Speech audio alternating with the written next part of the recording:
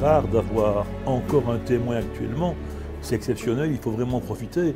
Et quand je guide des jeunes et que je leur explique qu'un témoin viendra dans l'exposition les semaines qui suivront, j'insiste pour qu'il soit présent parce que je leur dis que c'est peut-être les dernières fois où on aura des témoins de l'époque.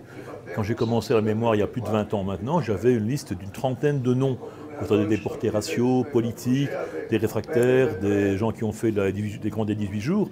J'avais vraiment le choix entre les témoins. Maintenant, actuellement, j'ai Alberto et j'en ai encore un ou deux, mais Annie Megens, mais c'est vraiment les derniers.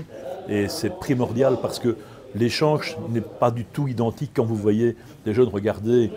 Vous, à la cellule média, vous avez fait un travail magnifique, vous avez fait des vidéos de tous nos anciens qui sont malheureusement disparus, mais ça ne remplacera jamais la présence physique, l'échange, l'émotion, les pleurs qu'il y a quand des jeunes gamines pleurent en écoutant les paroles d'Alberto, qui ne sont pas des paroles choquantes, mais la réalité est là, et il faut pouvoir la dire, et il faut surtout oser la dire. J'essaie de me concentrer pour ne pas perdre la raison, ne pas pouvoir continuer et rester tranquille. Parce que vivre, raconter, nous quand, je sais pas, je raconte, je revis les histoires, je les revois ces histoires. C'est pas facile. Il est arrivé, il a commencé à le taper, il a dit qui t'a autorisé à te lever?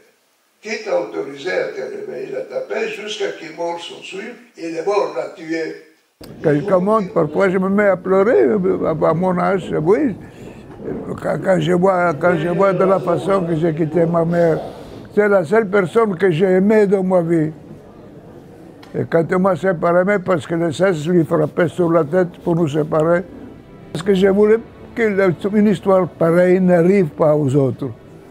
Prévenir, qu'ils ne parviennent pas, les prévenir, les mettre en garde.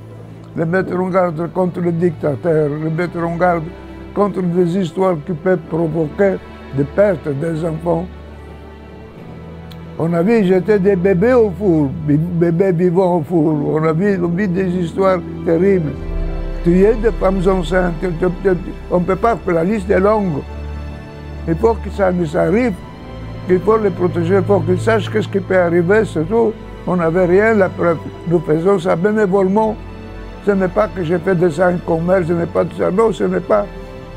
Pour moi, ce n'est que une œuvre de bienfaisance que j'ai fait en faveur de mes frères, de mes mères, des gens, surtout des jeunes, qu'une chose pareille ne leur arrive pas. Et pendant la déportation, il y avait Wiesenthal à la fin qui venait nous dire « Tenez l'écoute, cessez de tâcher de survivre et n'oubliez pas de témoigner. N'oubliez pas de vivre pour témoigner, pour informer qu'est-ce qui s'est passé, que les gens sachent qu'est-ce qui s'est passé, de quoi on a vécu. » Moi, pendant 11 mois, je n'ai pas mangé. Et je suis vivant.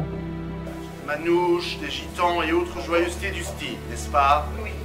Oui, monsieur le juge. Oui, monsieur le juge. Vous avez l'habitude de vous promener sur le chemin bucolique de Ville. Il fait chaud à Suez, la flèche ne percera pas. Le sapin reste toujours vert. À qui s'adressent ces messages? Que veulent-ils dire? Donnez-moi un nom.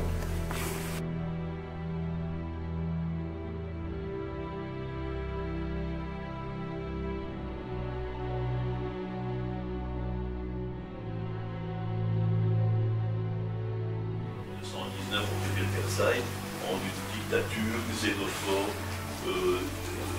sadique, raciale, un pays totalitaire. Mais européen souffrira beaucoup plus encore de ce frais foncier.